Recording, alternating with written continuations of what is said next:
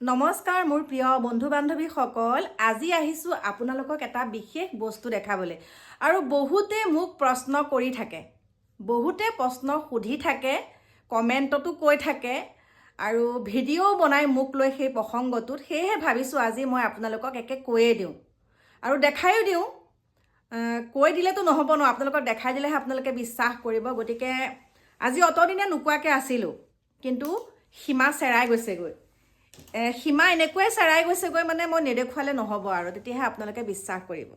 কথাটো হৈছে, মই মদ খাওঁনে নেখাওঁ, আৰু যদি মই মদ খাওঁ মই কেইপেক খাওঁ, আৰু মোৰ ঘৰত কোনে কোনে মদ খায় সেইখিনি তেওঁলোকক ক'ব লাগে।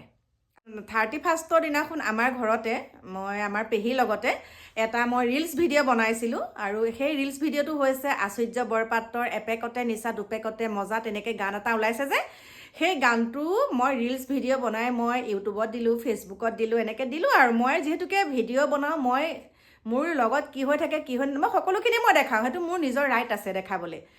তাৰপাছতে মইতো আৰু সমাজ অনিষ্ট হোৱা কাম কৰা নাই ন, সমাজৰ কিবা এটা বেয়া হোৱা কামটোতো মই কৰা নাই। মই ৰিলছ ভিডিঅ'টো এক্টিং কৰি মোৰ পেহীৰ লগত দেখালোঁ। দেখুৱাৰ পাছৰ পৰা মোৰ মানে এনেকুৱাকৈ কিছুমান কথা কৈ আছে, সেয়েহে ভাবিলোঁ আজি আপোনালোকক দেখাই দিওঁ। আচলতে মই মদ খাওঁ, আৰু মদ কি খাওঁ চাওক, এয়া দেখা পাইছেনে, দেখাই দিছোঁ হয়নে নহয়। এইটো মই দেখাই দিছোঁ আপোনালোকক, মই মদ খাওঁ, আৰু মই স্থানমান পাত্ৰ চাই মদ খাওঁ দেই।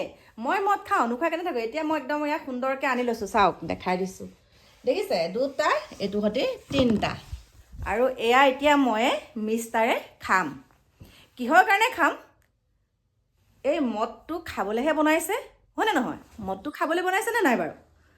কোনে বন্ধ কৰিব পাৰিব ৱাইন শ্বপবিলাক? আমি যে মদ খোৱাটোক লৈ পেলাই, মদ খোৱাটো বুলিয়ে ভাবি লওক বাৰু আপোনালোকে, যিহেতুকে কৈ থাকে, মদ খোৱাটোক লৈ পেলাই যে ইমান বিৰোধিতা কৰি আছে, ৱাইন শ্বপত গৈ পেলাই তেনেকৈ প্ৰতিবাদ কৰিবচোন, বনৰ দোকান বন্ধ কৰিব লাগে বুলি।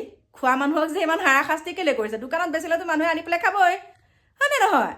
আজিকালি মানুহ মৰিলেও খায়, মানুহ জন্ম হ'লেও খায়, তাৰপাছত মানে আজিকালি এই মদ বস্তুটো সুখতো খায়, দুখতো খায় দেই।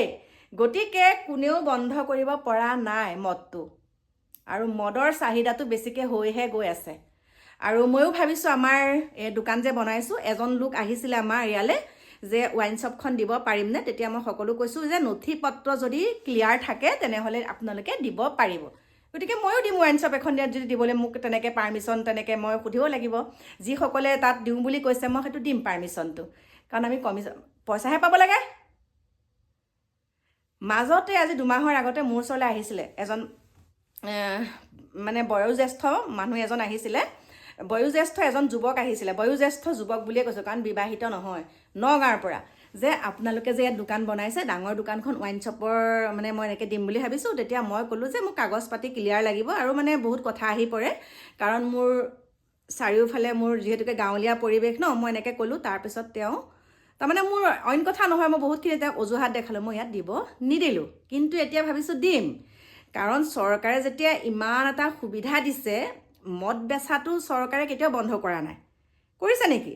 এই আমাৰ কিছুমান ফকতীয়া মানুহেহে, উল্টা পুল্টা মানুহে, যিবিলাকে মদ খায় সেইবিলাকক বেছি ভাইৰেল কৰে, কিন্তু যিবিলাকে বেচে সেইবিলাকক একো কৰিবগৈ নোৱাৰে। আৰে মদৰ দোকান থাকিলেতো মানুহে মদ খাবই, আৰু মই সেইকাৰণে আনিছোঁ বুলি ভাবিছে নেকি? এইবিলাক আগৰ হয়, এইবিলাক মোৰ মানুহজনে খোৱা আগৰ হয়, মোৰ মানুহজনে খায় হয়, আৰু আমিও খাওঁ। নাখাওঁ বুলি কেলৈ ক'ম আকৌ? খোৱা বস্তুটো খামেই, কিন্তু মানুহকতো দেখাই খোৱা নাই, খাইছোঁ নেকি মানুহক দেখাই? বহুতেতো দেখিছোঁ একদম মদৰ গিলাচ লৈ লৈ পেলাই দেখোন একদম ধুনীয়াকৈ খাই খাই পেলাই দেখোন দেখাই থাকে। মোৰ ভিডিঅ'ত পাইছে নেকি কেতিয়াবা তেনেকুৱা? গতিকে আপোনালোকে যে ইমান অত্যাচাৰ কৰি কৰি মোক সুধি আছে, সেইকাৰণে মই আজি দেখাই দিছোঁ, আৰু আজি খামো। আজি মই খাম বুলি ভাবিছে নেকি? নেখাওঁ। মুঠতে আপোনালোকক খাম বুলি কৈ পেলাই নাখাওঁ নহয়। মই যেতিয়া মোৰ মন যায়, যেতিয়া আনন্দ ফূৰ্তি কৰিলে তেতিয়া বেলেগ কথা, চবেইতো খায়, চবেই বুলি ক'লে ভুল হ'ব, একাংশই নাখায়, চবেই খায় বুলি ক'লে ভুল হ'ব, সকলোৱে খায় বুলি ক'লে ভুল হ'ব। কিন্তু নোখোৱা মানুহ কিমান ওলাব? নোখোৱা মানুহ কিমান ওলাব? মোক যে কিছুমান কথাত, এই মদৰ কথাটোত ইমান সমালোচনা কৰে। এবাৰ ওপৰত কাপোৰ মেলিবলৈ গৈছিলোঁ গৰমৰ দিনত, তেতিয়া কাপোৰ মেলিব যাওঁতে পাছফালে বিয়েৰৰ বটল কেইটামান আছিলে, আৰু সেই বিয়েৰৰ বটলকেইটা দেখি পেলাই মোক মানে একদম তোৰ ঘৰত কোনে কোনে খায়, আৰে বাবা কিয় মোৰ পিছত কিয় ইমান লাগি থাকে? বেলেগে দেখোন মদৰ বটল লৈ লৈ দেখোন একেবাৰে ইমান হেৰি কৰি থাকে, তেওঁলোকক কিয় নোকোৱা? মোৰ ঘৰৰ মানুহকেইটা পোকৰত যে ইমান লাগি থাকা কিয়? এইটো কৰিব পাৰিবা নেকি? এইটো দেখাই দিছোঁ, ঠেংগা দেখাই দিছোঁ। আৰু মদ খালেও কিন্তু এলা পেচা নাখাওঁ, সেইটো মনত ৰাখিবি। যিকেইটাই মোক কৈ আছ মদ খালেও কিন্তু 100 টকীয়া 120 টকীয়া সেইবিলাকৰ ছিষ্টেম নাই, ডাইৰেক্ট ক'বলৈ বাধ্য কৰাই দিছ। গতিকে মোৰ প্ৰিয় বন্ধু বান্ধৱীসকল, যিসকলে বেয়াকৈ কোৱা নাই তেওঁলোকক কোৱা নাই, কিন্তু একাংশ আছে একদম আমাৰ ভিডিঅ' মানে ফটোবিলাক লৈ লৈ পেলাই মানে তেনেকৈ হেৰি কৰি থাকে, চাওকচোন কি হৈছে, কিন্তু বেলেগে মদৰ বটলটো দেখালে একো নকয়। আমাৰ ঘৰৰ মানুহকেইটাৰ পিছত একদম পূৰা লাগি যায়, খাওঁ 10টো মদ খাওঁ, তোমালোকে কিবা কৰিব পাৰিবা নেকি? এইটো দেখাই দিছোঁ, একোডাল কৰিব নোৱাৰা। গতিকে আৰু দেখাই থাকিম এতিয়া। Bye bye.